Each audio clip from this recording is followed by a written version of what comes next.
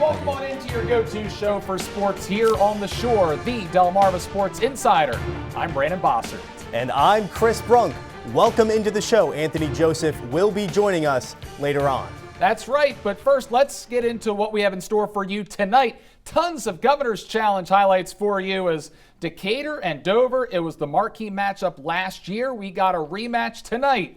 Plus Queen Anne's girls with an overtime thriller that you don't want to miss. And a former NFL star has officially been named the Delaware State football head coach. More on the hire of Deshaun Jackson coming up. Yeah, very exciting stuff up there in Dover. But first, the game of the day and maybe the most anticipated game of this entire tournament this year in the Governor's Challenge as Decatur and Dover squaring off in prime time tonight on the big stage at the Civic Center. Yeah, Brandon, a rematch between two high-level teams. Last year, it came down to a game-winning buzzer beater for Decatur. Can the Seahawks replicate their success against Delaware's defending state champs? The Seahawks put up a really good fight in this one. Davin Chandler driving and soaking the contact. He gets the bucket there. Impressive from the D1 athlete. But here it's Javion Dennis, the hezzy and the runner. That is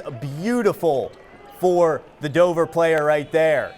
And Javion Dennis was red hot all night. He steps into that one, left alone up top. He had 25 points to lead all scorers in the game. Now, this was a back and forth affair all night. Watch as Decatur swings this ball around the outside. Bang, Noah Tucker for Decatur, draining that tray ball later on. It's David Chandler making some fancy moves right here. Watch the footwork, able to get an opening, and he takes advantage, dropping in that bucket there. Then later on, off of the run, defense leading to offense here for Decatur. Seahawks pushing the action. Here comes Chandler up the floor, finds Noah Tucker for the deuce there as Decatur and Dover close in the end, but it was Dover who would take this marquee matchup. It was a great performance. Dover takes it 59-54. We just saw Cameron Randolph there, who scored 11 points tonight. And like Chris said, 25 points for Javion Dennis, the player of the night tonight, as Dover goes on to win, and they get revenge for that loss last year.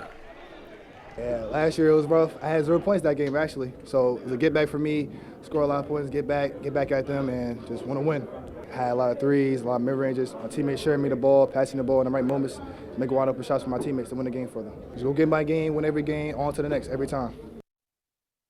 What an impressive performance there from the Dover High Senators as they look to go back-to-back this year. Let's move on now to another matchup. Y High, Caesar Rodney facing off in the only boys showcase game of the day. And Butch Waller's kids impressing once again. Y High seems like they are back. Tribe getting off to a hot start in this one as Tyson Hayward using the in and out dribble here to get into the lane. Scoops and scores, finished with 13 as Y High leads by 9 after the first quarter. Caesar Rodney counting on Karan Bacon to keep it close. He was sizzling all afternoon. 21 on the game.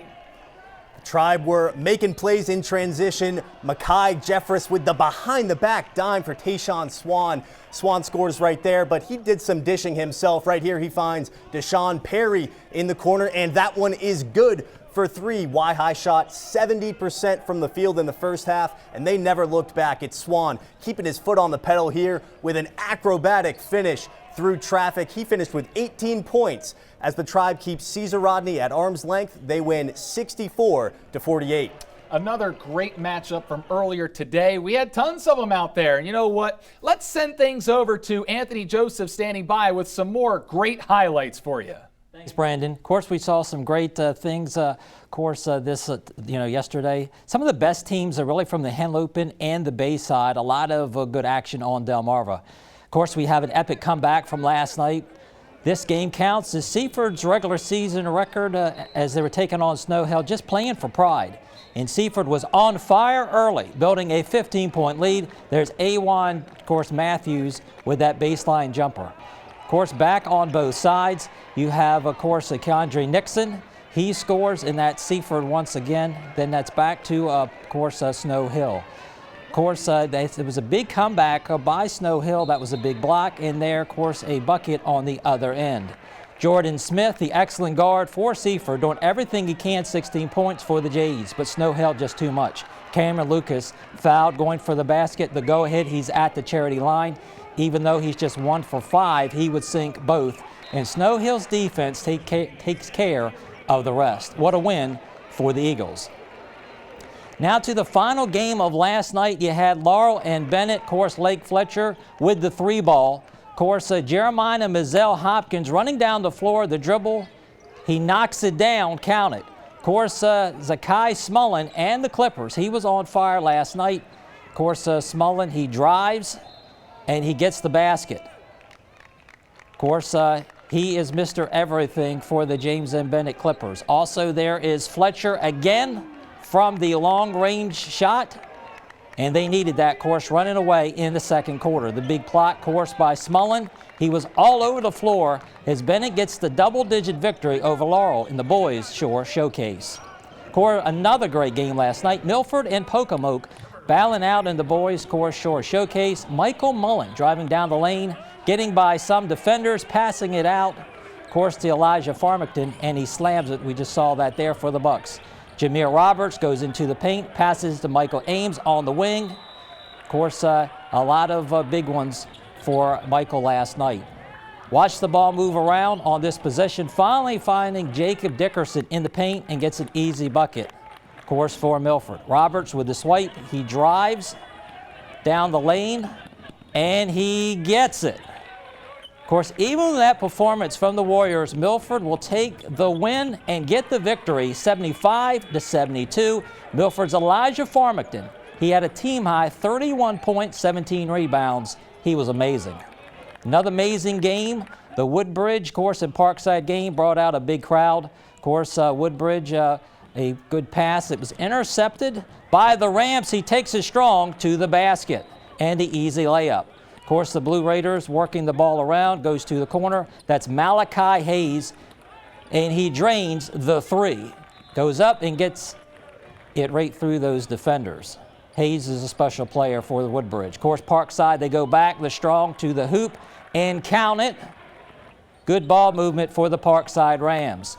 And he shoots another one, and that was Woodbridge. Back and forth, what an exciting game for Marvin Morris and his return. The drive, and Woodbridge once again, they do fall in that comeback, 38-36. The Rams, Maurice Brown, led the team with 15 points. Of course, Marvin Morris back at the helm, of course, for the Woodbridge Raiders.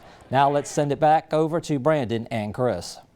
All right, thank you very much, Anthony. And of course, stay updated with us while we're at these games in real time. Follow WMDT Sports on Facebook and X right now. That's going to do it for the A block. We're calling our first time out, but when we return, Queen Anne's girls basketball winning an overtime thriller.